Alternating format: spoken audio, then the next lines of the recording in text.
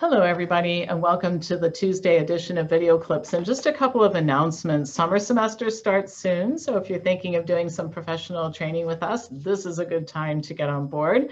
My COVID vaccine course is coming up on June 14th. Curious about COVID? We're still offering that workshop several times a month for non-members. We have lots of COVID education for members, so this is for non-members. Lose the COVID 25 health lessons from COVID, and then 2 more offerings from our superstar therapist, Kylie Aurorbaugh, discovering your health, discovering your worth, and finding your voice, and letting go of the past, part 2. So in the newsletter, I try to put descriptions of those things, and they're all wonderful. Her courses are fabulous. We still are offering her anxiety and depression support groups, and we even have one for adolescents. So if you're interested in any of that stuff, please send me an email at pampopper@msn.com. All right, so a topic that I have been asked to address is forgiveness. And I always have this caveat. I'm not a therapist. I'm just a human being who has had a lot of the same experiences that you are having in terms of all of this nonsense and during the past year. And I've had a lot of the experiences we've all had. I'm 64 years old, and just stuff happens to people in 64 years of living. So I'm not talking about any of this as a therapist. I'm simply talking about this as a person who has some empathy for what you're going through, and I'll share my perspective for whatever it's worth. All right. Forgiveness, by the way, is not for the benefit of anybody else. It's for our benefit. It's because it makes life better for us. It has little to do with others, everything to do with us.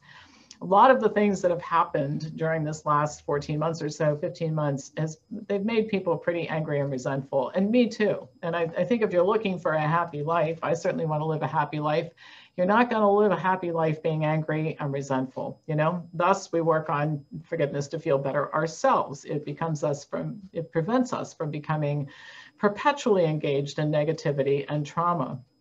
In many types of situations, forgiveness is what lets us have closure. You know, we can, you know, if you just remain angry and resentful, you're still keeping the whole episode open for, you know, and I think there's a time to just say, listen, I want to put this behind me in some way, shape, or form. Now, I think some of the reluctance to forgive, and I know this has been my situation in the past, can come from the fact that it means giving in or saying that what happened was okay, or it has to involve some kind of reconciliation with the person. It doesn't even have to involve any contact with the person. And many of the times when I've forgiven people, I've just done it and said, listen, whatever happened, you know, I just want to put it behind me. I don't want to have negative feelings about somebody anymore. In many cases, there isn't any going back. I mean, some of the relationships that have fractured during this period of time are not necessarily ones that can be put back together.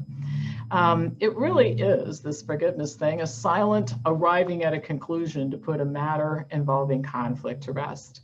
We do it for ourselves so we can move beyond what happened, not for anybody else. And by the way, I looked online just to see what I could find and did a search on research studies involving consequences of forgiveness, and they're generally good. Like, I found a lot of studies showing that people who forgive are more optimistic, they're less angry and stressed and depressed and all that sort of thing. And so that's all good stuff. I think everybody right now would like to be less angry, less depressed, less anxious, and so on. So here are some suggestions for whatever it's worth. And I really sat down and thought about the times when I needed to arrive at a place of forgiving somebody else to, you know, what does that really mean? I think the first thing is you have to be willing. In other words, I have never come to a place of forgiveness because somebody else said to me, don't you think it's time to put this behind you? And don't you think you ought to forgive that person? Or it's always been an internal thing where I've just really reflected on what's going on. I've reflected about how it's, you know, what's going on in my life as a result of it, and whether or not changing things is a good thing for me. I think part of it is just I get to a place where I just don't want to ruminate about something anymore, and that's usually when good things happen. Another thing is if there's any way to find compassion for the person, that is always helpful. You know, many times people do things out of ignorance, and it doesn't excuse what they did, but I have come to the place where I really have understood the difference between somebody who does something intentionally versus somebody who inadvertently just does the wrong thing. I feel a lot that way about members of my family. I don't think they intend or intended to do a lot of what they did. I mean, I don't think they got up in the morning and said, you know what, I'm going to see what I can do to screw up this family beyond recognition, because that seems like a fun thing to do. I mean, when I just realized everybody's acting out their own drama, and you could say that all of them maybe should have taken a look at what was going on around them and saying, this isn't working out too well. But the point is, for whatever reason, they didn't do that. And I just don't want to harbor a lot of bad feelings about it. Release, and I've also found this, releasing the negative emotions sometimes has a lot to do with figuring out what you're supposed to learn from the experience, because it isn't all just one way. And so I'll share something with you. I'm one of those people, I used to be one of those people, I would get into some kind of a romantic relationship. And as I look back on all of these failed relationships, I'll tell you what one of the common denominators was, is that I would get to a place in the relationship where it was pretty clear that things were not going to work out. Warning signs. You might have been in this situation yourself. There are alarm bells going on all over the place, or going off all over the place. And a normal, healthy, emotionally person would say, this is the time to get out before things get worse. Not me. I would just dig in.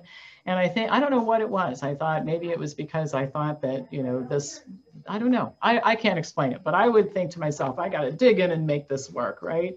Well, then it would inevitably turn into a mess. But the creating of the mess took two people. It took the dysfunctional person that I was with, and it took me perpetuating the dysfunctional relationship beyond when I should have.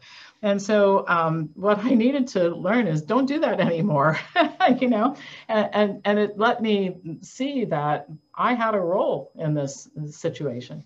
I had a role actually in some of the relationships that are fractured or gone as a result of COVID. And it was basically being quiet and going along when I should have just said, you know what, this would be a good time to exit. And I didn't do it. There are some scenarios, by the way, in which forgiveness is not the best course of action. Some things are so egregious that people are more empowered by not forgiving. In fact, victims of sexual abuse often find that they cannot forgive the people who did this to them, but they can use the feelings that they have about it to help other people. I feel this way about some of the people in government and medicine who perpetrated some of the mess that we're in. I plan to address their bad acts in other ways. And in tomorrow's video, by the way, you're going to hear a whole lot about a new case that I think will make you smile. I think everybody has to make up their own mind about who you want to forgive and who you don't. I have my own litmus test, and I'll tell you what it is. It's the emotional state that I am in when I think about a person or a group or what happened. In the case of the perpetrators that we're pursuing, I'm not riled up or stressed or anxious or depressed. I'm just motivated to see that they pay for what they did. I'm not going to forgive these people. I'm just going to bring them to justice. But I don't have that emotional charge. I don't have that ruminating and, you know, all that kind of thing. And I don't really feel like I need to release anything. But in some of the situations with relationships and with families and all that kind of stuff, I really needed to get the house cleaning emotionally done, you know. And Kylea's courses that I mentioned earlier, I think they're marvelous for this kind of thing. But I'm going to finish with one of the most remarkable responses that I have ever personally witnessed to being wronged. And it goes to, I think it's always good to end this kind of thing with a good story that lets us know about the goodness of people. So anyway, I used to be in a mastermind group. It went on for, I don't know, 10 or 15 years. It was really a wonderful, we called it Mastermind CEO. We met every Tuesday from 9 to 12. I missed it. You know, I thought I got a lot out of that group, met a lot of good friends for life and that sort of thing. But one of the persons there who was a member of our group was a real wealthy guy, you know, at a big company here in town. And many, many years ago, there was a big story in Columbus, Ohio, that a life insurance agent / financial advisor had stolen millions of dollars from wealthy Columbus residents. And one of the people he stole money from was this guy, all right? And so he went to jail, the perpetrator, this guy who stole the money went to jail for something like 7 years. I don't remember what it was exactly, but it was millions of dollars, right? And he had a wife and children, and, you know, of course, they always end up taking the brunt of all of this. And with the restitution and everything, they were in trouble. So the guy who was a member of our mastermind group, from whom this guy stole money, paid the bills for this man's wife and children while he was in prison. He didn't tell us that. I found out about it from somebody else. He never boasted about it or said what a good person I am, I did this. And when asked about it after some of us had found out, it was just like, wow, that is a remarkable act of forgiveness and setting aside your own personal issues to do something to help some other human beings. He said, hey, the guy did something terrible to me, and he did something terrible to his family. We kind of shared that. They didn't ask for this. They didn't have anything to do with it. I had lots of money still.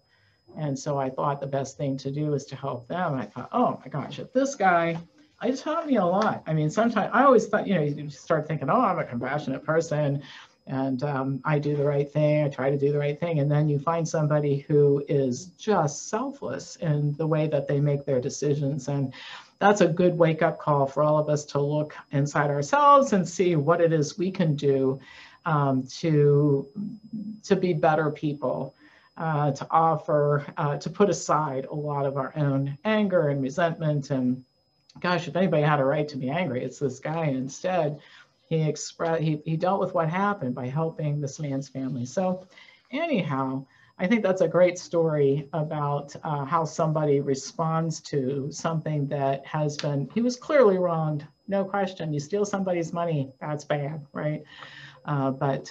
So what a lovely story, what a wonderful example for all of us. And I've tried, I don't think I can ever live up to that, but I can certainly aspire to. All right, well, that's all for today. As usual, pass this on to anybody who you think would enjoy watching it. And remember, on Wednesdays and Fridays, I post somewhere else.